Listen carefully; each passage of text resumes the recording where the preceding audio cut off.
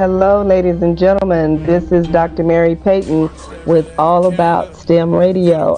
Ladies and gentlemen, this is school has started again, so make sure you are keeping up with your teachers and your kids because we're on the downhill slide now. Keeping up with making sure your babies have things to do. People are asking me, am I going back to work? No, because I have two nieces that I need to help get through the rest of this school year. But I know I say all of my guests are fabulous, and I have another fabulous guest today. Her name is Janice Lau. She is both an environmental scientist and a development economist. Her life's work is making business a force for good. She has a rare combination of deep science and cross-disciplinary knowledge and the ability to engage and communicate effectively. For over 20 years, she has been multi-awarded internationally for her work in sustainability, including being named in Forbes magazine as one of the world's most influential sustainability leaders. Y'all, she's awesome. And the only Asian and one of the youngest in the list. Y'all, I want to introduce to y'all Janice. Janice, would you say hello to my audience? Hello. Thank you so much, Dr. Payton, for having me here. I am super honored. I'm also in Texas, so it's great to speak to someone who's relatively closer to me, especially in this pandemic. But thank you so much. Good evening, everybody. It is such an honor to be here. So you haven't been in Texas that long. You just got here? Yeah, I was just here. We celebrated Christmas, but we've been here for a month now. Yeah. So you haven't felt, you're in El Paso, right? Yes. You haven't felt an El Paso summer yet? Not yet. I have been warned. Yeah, my last duty station was in El Paso. I retired out of there. So make sure you have sunscreen. Wearing it all day. It's totally going to be a necessity because, I mean, El Paso has its beauty, but it also has its heat. So, I know it very, very well. It's a different kind of heat from this part of Texas because that's the hot part. Right. But anyway, if you don't mind, will you kind of give my audience a little bit of your background, and then I want to talk a little bit about your journey into STEM. Yes, so as you had already said, I am an environmental scientist, and I'm also a development economist. And it's I'd say pretty unusual to have someone with that background, but I decided to do both economics and environmental science because I believe that business could, as you said, be a force for good. And I wanted to, help businesses become more sustainable. And I thought that if I had both a science background and being able to explain science details and technical details about climate change or about water pollution, and then have the background of being an economist and speaking with a finance language, the language that the board of directors would understand a bit more, I'd be able to positively influence them into hopefully making more sustainable decisions. So that really is my background. I have always been a lover of nature, and I have my own. I'll tell you a bit about my journey, but a lot of people don't quite believe it, but I've had math fear as a kid, and I managed to overcome it, and I'm proof that you're not defined by what you've done in the past, and you can really create your future. Okay, and you're so right. I'm checking out the live stream now and finding that I'm only seeing myself. I'm not seeing both of us. And and for some reason you have frozen. Mine seemed to be frozen. Jay, can we get that fixed? So we're going to keep talking while he tries to update that a little bit. Yeah. And it's not the fact that of doing the Facebook Live. I just like talking to people face to face, whether we're Facebook Live or not. Now, you mentioned something a little earlier that I'm going to come back to, so let me make a note of that. Mm-hmm. How did you make the decision to go into environmental science, and especially the sustainability side? Yeah, I mean, when I started, my gosh, as you said, over 20 years ago, climate change wasn't, I mean, I learned about climate change, but it wasn't like this huge thing that it is today. Mm-hmm. And what really brought me to what kind of the impetus of me getting into environmental science was, I've always believed in social justice issues. That was always something my parents, well, my mother was an activist, and she always believed in doing the right thing and being part of, helping your community. And I grew up basically in that sort of family background. And I felt like, what can I do to help the world? I know it sounds very cheesy, but that's really where I'm coming from, where I was coming from as a kid. And one day I was reading Reader's Digest. You can tell what age I'm in. I'm not going to tell you how old I am. Because a lot of millennials have no clue what Reader's Digest is. So clearly I'm not from that generation. So I picked up Reader's Digest because my parents had a subscription. And then on the page was an environmental engineer. On the page, and he was talking, and I was curious. I was like, "What is that?"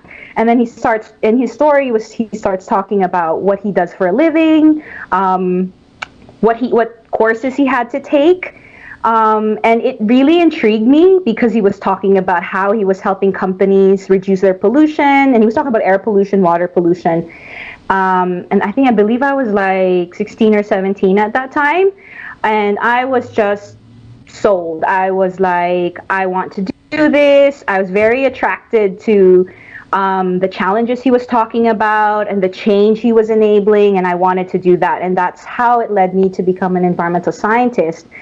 But I think also my father was actually would sell Caterpillar machines in mining companies, and I remember growing up like visiting some of these mining sites, and I don't know if that may have contributed, but I would say as a 7-year-old it was pretty jarring to see from above all of these mining sites, and I was very curious as to why we were doing that.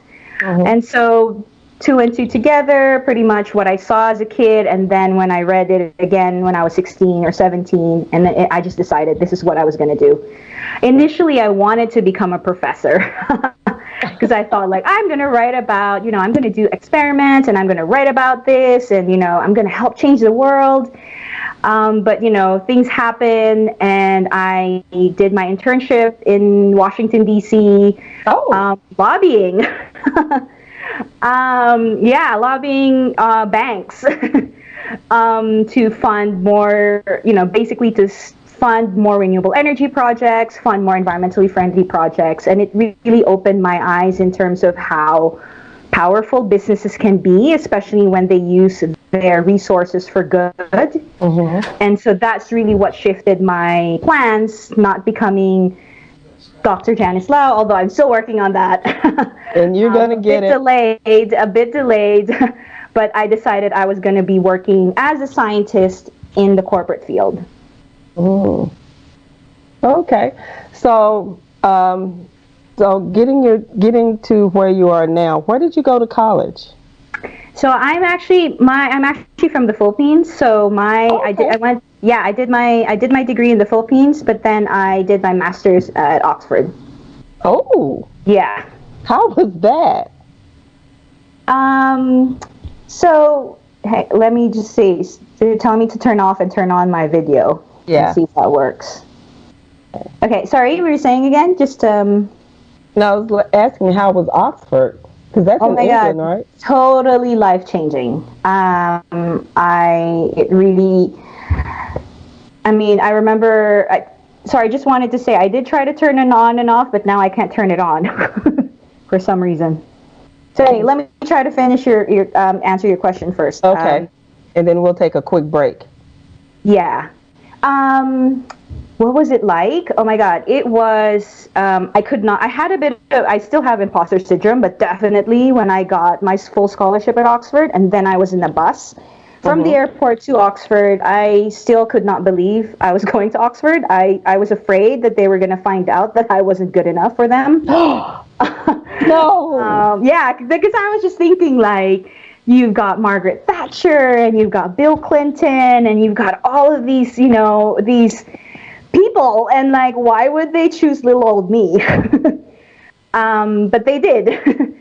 And I have to say that year at Oxford totally changed my life. It changed my perspective of who I am as a person and really gave me a surge of confidence that I don't think I would have had I not gone to Oxford. You know, when I told you that I had imposter syndrome, and I still have moments of that, I think I probably got rid of half of it when I left because I felt like I can see why I belonged. And it wasn't more because I was better than anyone else. It was really because at Oxford, they want you to question everything, but with evidence. Yeah.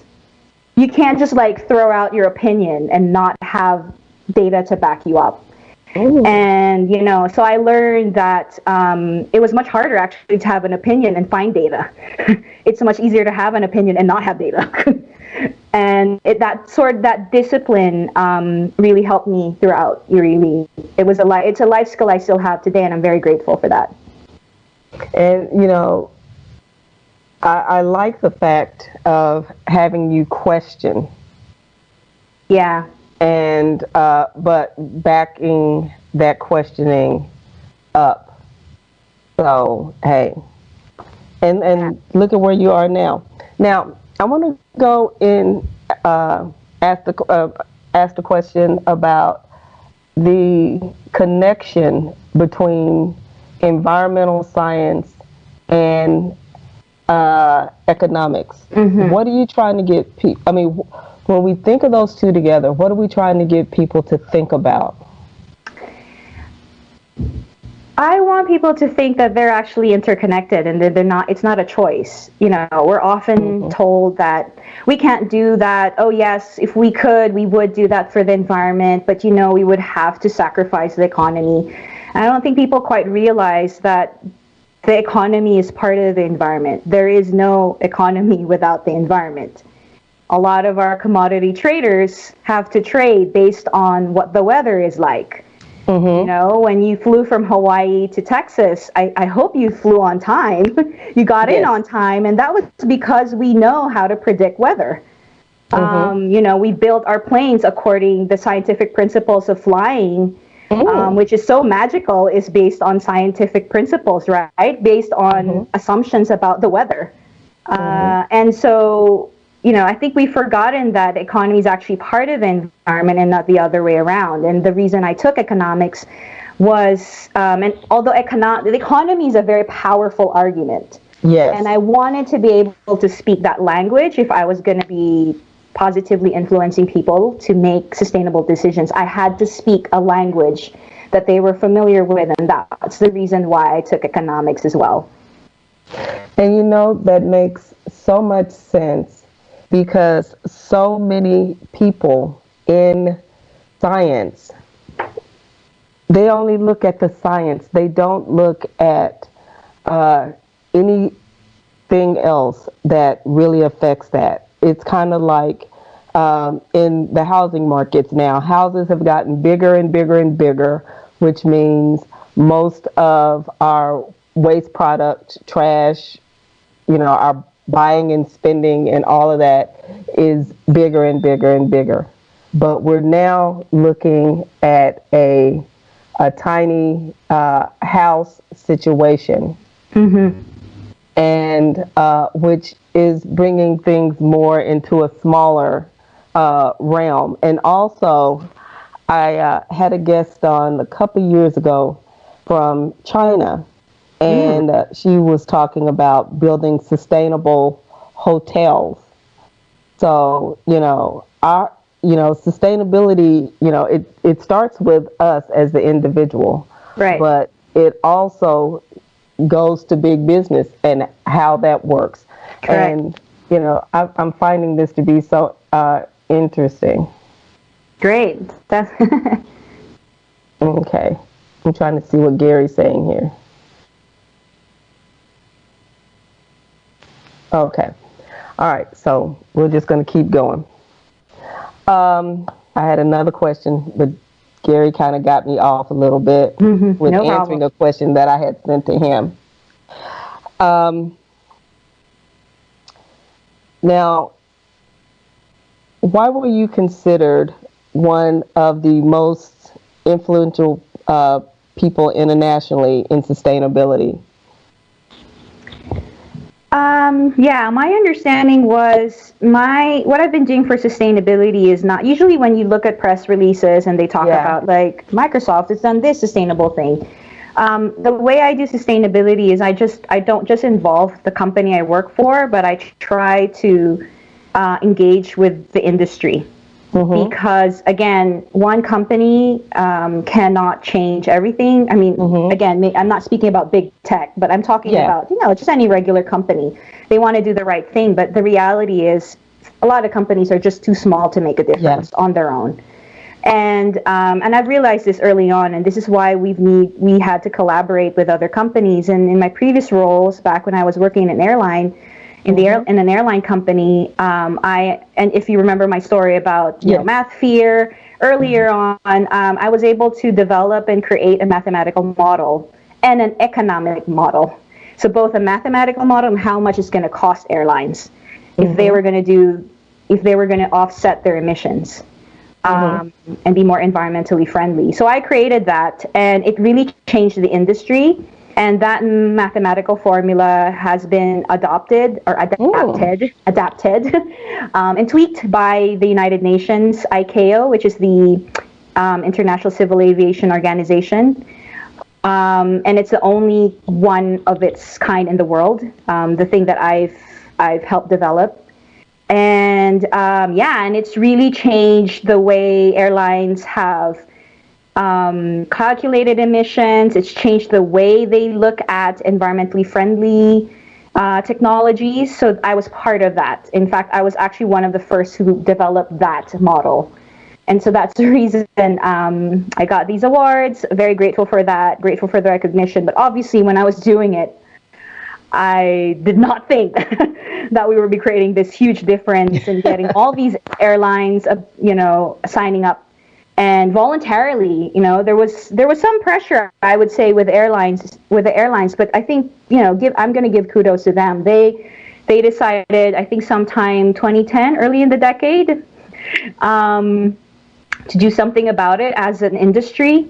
And that's that time it was pretty rare because there's so much competitive issues, and anti-competitive type regulations that we had to overcome in order to come together to collaborate on a common problem that we had. Yeah. Okay. All right. Hey, ladies and gentlemen, if you are just joining us, I am interviewing Janice Lau. She is a environmental scientist and a development economist, and she is amazing. So, and she is one of the most wonderful environmental people I have ever met. And, Janice, I'm loving your story because I had a young lady on the show last week who is getting her degree in environmental science in Hawaii. And her name is Emalani Reynolds. And she is very, very into the environment over there, and I think her focus is ornithology. It's birds. And oh yeah, coming from that environment, for me being there, especially during this time, I've saw the impact and the changes that have happened, whereas we don't have as many people going to the beaches and the ships and things like that coming in. So that has made a difference. And keeping that in mind, I want to talk about your book. She has a book called Sparky and Benny's Big Home Mystery. And she wrote this with her daughter. So, well, she and her daughter are co-authors. She has an 11-year-old daughter that's a co-author. Think about it, y'all. Kids are doing things younger and younger these days. But I want to know what sparked this book. Yeah, and pun intended. What sparked the book? Yeah, so I'm actually, as I said, unfortunately, I am a stereotypical scientist. I am very much an introvert. I like observing the world around me and just taking data. And if I could do that all day, I would be in heaven. And yeah, so it was, somebody had mentioned, I think when I started winning awards, somebody told me, you got to tell people your story because representation matters. Yeah. And at that point, I was just like, really?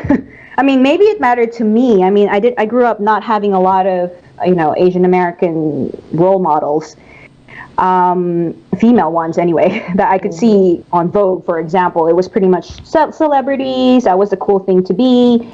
There wasn't even YouTube when I was growing up.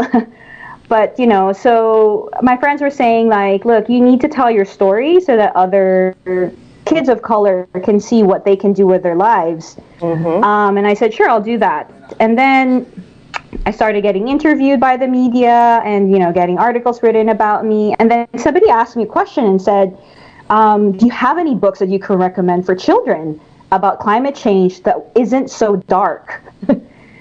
Yeah. And I thought, I couldn't think of any. And I just thought, okay. And then I then asked my daughter what she thought about it. Because I thought, I already have someone, like the target market. I could interview her. And she said to me, you should write a book about narwhals. And at that time, I was like, what? And then she's like, the unicorns of the sea. And I hate to admit it, I actually thought that narwhals weren't real just because unicorns aren't. And then she said they're real. And then I thought, really? And then I looked and I said, oh my God, they are. And then we started researching, my daughter and I, just at that moment, the scientist in me. And then I then see the word endangered or near threatened or something like that, conservation status. And obviously scientist, red alert. Immediately Esther saw my reaction to something I was reading, and she knew that there was some danger reaction in my face. And she asked me, why? Is something wrong? Oh my gosh, something is going to happen to the narwhals. And then she looked into my laptop, and then she saw the word danger in endangered. And she said, is that a bad thing? Because she didn't know what endangered meant at that time. She was only maybe 9. And then I think I had a moment of parenthood where it's like I wanted to protect her and just say, everything is fine, rainbows, don't worry. I wanted to say that. That was kind of my knee-jerk reaction. And then I changed into my scientist hat and I said, I have to tell her the truth, even if it's painful, because that is what I should do as a parent. And I told her the truth, and I said, I'm so sorry, sweetheart. This is what's going on with the narwhals, and they could lose their homes. And she was so upset. And she said to me, what are you doing about it? And in that moment, I thought, I'm going to write a book with you, Esther. And so that's how it all started, really. I've been working climate change for so long and really trying to educate our generation, not even kids, like our generation about climate change, because there's just so much misinformation that's out there. Yeah. And I usually start from data because that's just who I am as a scientist. But then my discussion with Esther, when she was so shocked, and then she was like, why are they losing their homes? And I started explaining about climate change. And then it kind of gave me an aha moment where I'm like, I should have explained it like this. Because losing your home is you're much more connected to that than you are if I Yes. started showing you the hockey stick graph of climate change. And if I start spewing like IPCC data and 2.5 degrees and 1.5 degrees, it's like our brains as humans, we don't get that as much as if I told you we could lose our homes. Yeah, and that was one of the things that you had said to me when we spoke earlier. The importance of using words, especially when you're talking to children, so they can make that connection. Yeah. So now the narwhal is what type of creature? Because you didn't say that. So our audience will know what a narwhal is. Yes, so narwhal is a part of the whale family. And it has a tusk, like a unicorn. And it actually is a tooth tusk. I did not realize that. It's amazing. It's like an outer tooth. It's an outer tooth that grows as a tusk, and it's usually in the Arctic Ocean. Unfortunately, there's a lot of discussion.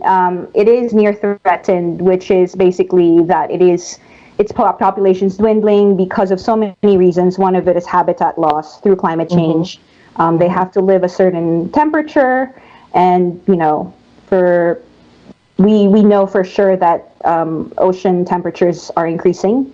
And that's one. And the second factor has always been a factor that humans have been hunting them for decades and centuries, and obviously that's not helping them. But they're now protected, so that's the good news. Oh, okay. I was going to say they're still hunting them, because I know for years certain whales were hunted for their blubber and their meat. And I thought we had cut back on that a little bit, and maybe we have. We have. Obviously, there's regulations protecting the narwhals and the beluga whales. The beluga is Benny. Yes. It's a friend story. It's a best friend story. And there's a lot of regulation that's out there, but there's still some hunting, and I think I wouldn't say a lot of. There's still some illegal hunting happening. And I think there is some legal hunting for the tribes who live near the Arctic. But that is part of nature, just part of, ensuring that their population's at the right level. But the legal hunting itself, I don't think is creating the problem. It's now not so much the hunting that's an issue. It's really the fact that they're losing their habitat. Oh, okay. Yeah. All right, ladies and gentlemen, this is Dr. Mary Payton with All About STEM Radio. If you are just joining us, we are talking to Miss Janice Lau. She is an environmental scientist and a developmental economist. And right now we are talking about her book, Sparky and Benny, Big Home Mystery. So she was just explaining to us about the beluga and the narwhal whales, which are the characters in this book. And I'm taking the assumption that Sparky is the narwhal. Yes. And Benny is the beluga. Correct. So, I know I don't want to get too far in the book because we want people to get the book. And y'all, I've read the book. It is wonderful. You have a lot of amazing characters in this book, but tell us a little bit about the story that the book is about. Yeah, I thought as I said, when Esther gave me the idea to use narwhals, and then we kind of dug deeper and found that it's a perfect way to tell the story about climate change. And Esther told me, like, if we use cute characters, and people probably will listen to the message. That's what she said. And my little marketer is probably right. And so the story is, the plot is basically it is a mystery, and it's really because I wanted kids to be curious and, be, I think, invested in the characters and really live in the big problem that Sparky and Benny, have introduced to us. And so that it's a mystery book. And we decided to tell the story about climate change through the eyes of these two whales.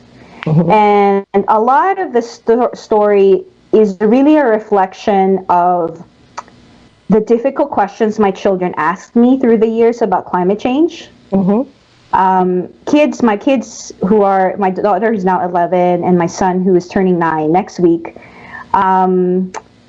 they're like any other kid, and they know it's very easy for them to know what's, black and white, good against evil, right against wrong. To them there's no gray area. Yeah. So a lot of the questions that Sparky and Benny are asking, because they're trying to solve the mystery, and the mystery is, so basically the problem is that they're losing their homes, right? So they're over here, their parents talking about it. And they're like, what? We're going to lose our homes? And what are the parents doing about it? Which, as you said, the same question that Esther asked me. What are you doing about it? And the parents aren't doing anything about it, because I sort of wanted to reflect what our generation are doing now that the younger generation are asking us this question. They're asking us, Greta Thunberg is asking us, what are we doing? And we haven't quite answered that question. And I wanted to show the frustration that my children felt when I couldn't answer their question. Because they're the ones who are going to live with this, not us. And so that essentially is the story. The story is about them trying to solve this mystery, and then they're trying to find the clues. They decided to go off on their own. There's a bit of disobedience, unfortunately, but it's mostly, I wanted to reflect the emotions that our children are going through and the confusion they have as to why are we not doing something about this? If this is so bad as what you're telling me, or is what I know based on what I see, when I go into, learn about climate change in my science books, why is no one doing anything about it? And that's really the key question that Sparky and Benny are trying to understand. But what's interesting about it, and I'm not going to give any spoilers, is I was writing the book with Esther. I thought that kids were just black and white. As I told you, they see the world black and white, no gray. But I was wrong. My daughter, when I initially was going to end the book as like, here are the evil people, that sort of thing, right? Because I thought that was how kids were. And she said, when she read it, she was just like, but that's not true. There are people out there who are doing the right thing. So not all humans are bad. That's what she told me. She basically said, rewrite the ending, mother. And so, and I was actually quite flabbergasted by her reflection of it, and it's much harder to wrap your head around deciding who are and this is the quote unquote good humans against the evil humans. And as Esther has reminded me, there's no such thing. There's she didn't quite say it that way, but I guess my reflection from my discussion with her was there must be a reason why people don't want to believe it. There must be a reason. They must be scared about something even greater than climate change. What is it? And in the book, it will be about these fears. Yeah. And Esther wanted the book to be about empathy, and it's pretty unusual for a science book, because usually when you have science fiction book, it's a very like science fiction, and this is what it's like, and this is what the future looks like, and my kids reminded me that when you're teaching STEM and you're teaching like climate change, it can't be removed from us as people and our emotions, right? And our emotions are valid, and that's essentially what the book is about. It's also a mix of how do we validate these feelings that our children have? And it's right to be scared, but how do we also not get them too scared where they feel like it's hopeless? because that's not helpful. So it was basically the book is about that. The book is trying to solve this mystery at the same time, really being empathetic, teaching empathy. There's a lot about empathy. It's a lot about, there's no like there's no like, who am I going to point this finger to? It wasn't, initially that was what Sparky was asking that question. Who can I point this finger at? Who can I blame? And, and then later on in the book, she realizes that there's a reason why people are doing what they're doing. And you know what I liked about the story, and y'all, it's a chapter book. Yeah. So it's not like one of those books you have to read through. Each chapter has great information in it. What I like about the book is the fact that Sparky and Benny, they talk to different people. They talk to the teacher. They make discussions, and it makes, to me, it made the characters feel as though what they were saying was listened to. Whereas a lot of young people, once you tell them something, it's kind of like, okay, you do it this way, and that's what I'm going to tell you. These two, people were introduced to them so that they could discuss the problem of them losing their home and how it was happening and stuff like that. And I thought that was interesting in the book. Yeah, and I just wanted to add, kind of connecting your question about Oxford. The thing about Oxford, I mentioned to you, the thing, I've definitely loved my time at Oxford. But one thing that was the hardest part about Oxford was listening to other people's opinions and really listening, not to respond, but to listen. And you don't get, we're graded not just through exams, we're graded by debating, but not the sort of debate that we see nowadays in our political conversations. It's literally keeping my mouth shut and really understanding what that other person has to say. And really understanding. So that was kind of I wanted to weave it in the book, because I feel like we've lost that discourse. You know what I mean? I feel like we've lost the ability to have a conversation with someone who may have different beliefs as we do. Yes. And not saying, I'm going to change your mind. You know what I mean? Because obviously when you start a conversation that way, they're not going to change their mind. And so I wanted, but I still wanted Sparky to be able to say, but I want to change your mind. Do you know what I mean? Like in the book, she's like, I want to change your mind. And then through her conversations with different people in different perspectives, right? She kind of changed her mind and saying, oh, I can see why they would feel scared about their future. I can see why some people wouldn't believe in the facts. I can see, you know what I mean? Like almost like, oh. And it finally evolved her response, right? She wasn't so entrenched in her initial view. It was an evolution of that. And that was something that I definitely wanted kids to understand, that, it's important to evolve our thinking, because that's science. Science evolved its thinking. We don't know everything. And that's why when we write our report, and this is the reason I wanted to be a scientist, like a professor or a research scientist, because I love the whole practice of writing your report and having someone, a set of people review it. And you're building on, when we have to write our literature reviews and build it on previous evidence. Yeah. And we're building on each other's knowledge, and then someone's checking that and saying, look, I have to check the logicness of this statement. That I still find that whole process very healthy. Because it helps us. There's a check and balance in that. It forces us not to be too entrenched in our hypothesis and really evolve. And I was thinking, like, how do I explain scientific thinking without it being so obvious that it's scientific thinking, and it being so natural to the way we think as humans? And that's how we weave that into the story. I'm glad you liked it that way. I have to say, it was really tough writing that. And see, that's what I'm getting ready to ask about now is, I'm reading this, and the story builds as they go, and they talk to the different adult characters that they have in the book. And I like that it wasn't just children characters having conversations. They also had conversations with adult characters and were introduced to other adult characters based on the questions that they were asking.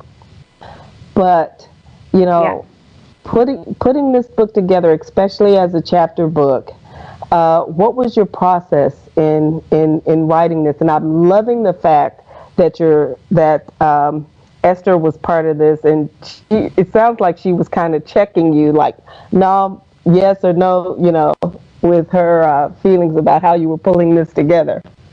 Yeah, I would say Esther obviously was a brainchild. She came up with our walls. She was like, they're so cute. Like, I think people will love it more if we told the message of climate change, and you know, so she's obviously the marketer behind this. I would have never thought of narwhals. I would have never thought of the losing their homes bit. That would have never crossed my mind. I was just too, again, sadly, a bit entrenched with the data. Mm-hmm. So yeah, Esther was really almost like my wake-up call, if you like. And so the process was Esther would be the one who she was basically Sparky. Oh. And I would ask her questions of, if you were Sparky, you know, I would actually interview her and say, if you were Sparky, how would you feel? And then, you know, she would tell me, this is how I would feel. And then I would just let her, you know, just go and be so imaginative about where the story would go. And then that's when I would start to weave the scientific method. Oh, they should go and speak to an adult. That was me. But her, like, the crazy twists and turns, that was her. And it was really interesting. I didn't realize first I didn't know that I was creative, but I also didn't know I was not that creative. It was really a weird process because as an adult, we censor ourselves a lot. We do. And Esther did not. Mm-hmm. You know, there are parts of the story that are uncomfortable, and I would have never written them if it weren't for Esther. Mm-hmm. And a lot of people were really surprised when I said that, because Esther isn't thinking about she's not thinking about what's diplomatic. Yeah. She's thinking it's part of the story. You know, this is what's going to happen. She's not censoring herself, and that's wonderful. Yeah, and I love that. I was really surprised how much I had censored myself. And in that way, I've also not been able to give the full truth. Yeah. You know what I mean? Yeah. Mm-hmm. Because I was afraid that I was going to offend someone. Yeah. Yeah. Yeah. And so that was a process. The process was I let Esther take me on a magic carpet ride, so to speak. Places I did not want to go to, she took me there emotionally. But what we did was we also disciplined ourselves. So we did initially, when our first draft, we did it. We wrote the chapter every month and then just let it sit. Gave ourselves 3 weeks, came back again, wrote the second chapter. Yeah, because I would say it was pretty emotional, I have to say. I like that process. Now, if someone wanted to purchase the book, or do you have a website, social media, how would someone follow or find you? Yeah, so we have a website. There are two websites. It's my personal website, www.janicelau.com, or www.bighomemystery.com. So that's no space, Big Home Mystery. And then they'll find all my social media. They can tag me. They'll find everything on those websites. But we're also available on Amazon, and then on ebooks, we are available on Kobo and Apple, as well as Kindle. Okay, I like that. So, I mean, audience, this is like a very nice book. It's nicely written. I love the dialogue between adults and children on the problem of the big home mystery. And, you know, those are things that we have to think about when we are dealing with students as teachers, when we're dealing with scientific questions as parents, sometimes I feel that this is the age where you cannot just tell a child, or in my case, well, what was my case, tell a student, it's like that because I said so. Because I said so doesn't cut it anymore, because a student will Google the answer. Yeah. And continue to question you. So we've got about 3 minutes left. I want to know, what is next for you? I know you have another book coming out. Can you tell us a little bit about that? Or what do you have going on? Sure. Yeah, so because a friend said to me, you wrote a book about STEM with soul. That's what she said. And because you tend to teach STEM kind of siloed from our experience as humans. Mm-hmm. But that's just obviously not how we do STEM in real life, right? We deal with humans when we do STEM. And so I'm writing a second book because my son, Isaac, who's turning 9 next week, was a bit jealous that I had this great bonding experience with Esther. So he asked to write a book with me. But as you could tell, my children are very demanding and challenging. They always challenge me. So my son wanted that it be a rhyming book. Oh, yes. Okay. So we are towards the end of editing, nearly the end of it. It will not be too much about climate change. It will have it, but it will be. It's a book titled "Penguins Can Fly Right." They can't. But you got to go get the book later. It will be hopefully available mid 2021. And it will still have a bit of that STEM with soul bit where it will talk about, it's basically a story about 2 penguins who got jealous when they saw one of the birds in the Antarctic, it's the other side of the world, who could fly, and they were just wondering, look, I'm a bird too, why can't I fly? So that's why penguins can fly, right? The ending is going to be very sweet. No spoilers, but the penguins are going to learn how to love themselves and what they have, but at the same time, it's still about problem solving. It's still about trying to figure out how they can actually fly. So again, that's sort of, the book is going to be about that. So it's going to be a feel-good book, a very cute book, book for kids who are between the ages of 4 to 7. And it will be an activity book as well, because we'll have activities asking, well, what do you want to learn? Do you want, like with the penguins, they wanted to learn how to fly. What do you want to learn? That sort of thing. So, yeah. I like that. Yes, so hopefully I'll have, hopefully I can be back and talk about it. Yes, you got to let me know when, and just like Aaron, I will put you back on the show, because this conversation has been so wonderful and so effortless, and me being a parent, I like the fact that you talked about Zach and Esther, and Zach, we're putting it out for the masses. Happy birthday next week. Yeah. But I'm sure they'll be happy to hear that. But so will he be 9 or 10? 9. He'll be 9. Oh, he's not at 10 yet. 10 may change. Yeah, he's like, I'm not a double-digit guy yet. Said, yeah, don't worry. You don't want to be. It'll be a while before you become a 3-digit guy. So enjoy being single digits for now. But hey, happy birthday, Zach, next week. Thank you. And Janice, I want to thank you so much for coming on to the show. This has been a wonderful conversation.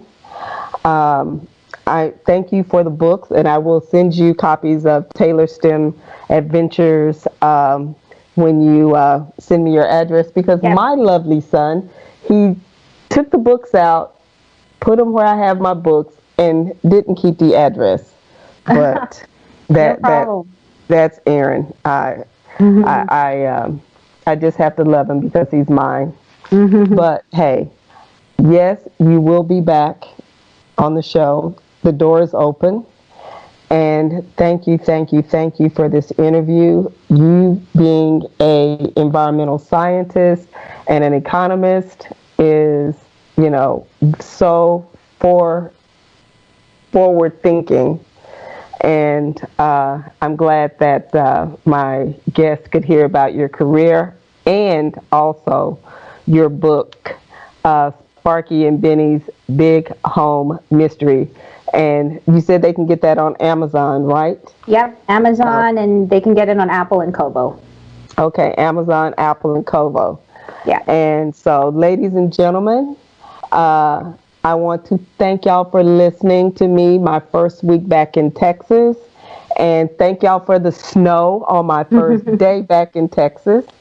And until next time, I want to say thank you for being part of the STEM community, and good night and bye-bye.